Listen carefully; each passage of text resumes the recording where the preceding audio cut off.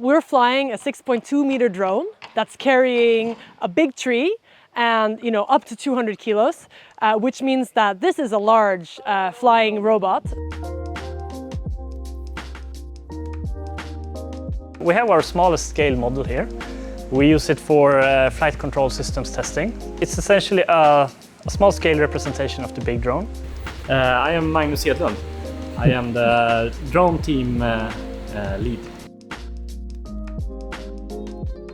The one thing that is very unique to this drone configuration, we use 6 rotors and we have tilted motors. So every other motor is tilted in different directions. So if you have your typical drone that you would buy, they usually have rotors tilted so that they point upwards. And in such a drone, you have to tilt like this first to get a force in that direction. In this drone, when you have a little bit of tilt like this, you can produce force upwards, of course, but you can also produce a little bit of force in the sideways and forward direction.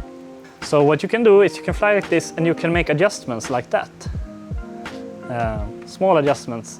And this is important when you have a load beneath you, like a tree, for example.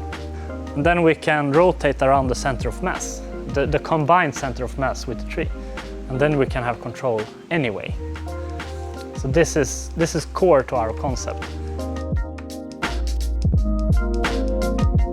I've seen a lot of drone companies and a lot of forestry companies trying to do small parts of it, like just looking at the trees from above or trying to create a forest management map and things like this. I hadn't heard of anyone trying anything like this before. This is something new, and so we have to ask a lot of basic questions, and we have to answer them not just answer them, but answer them in the correct place. So it's kind of cool to be able to take in the entire solution and try to solve things at the right place. That's cool and not so common, I think.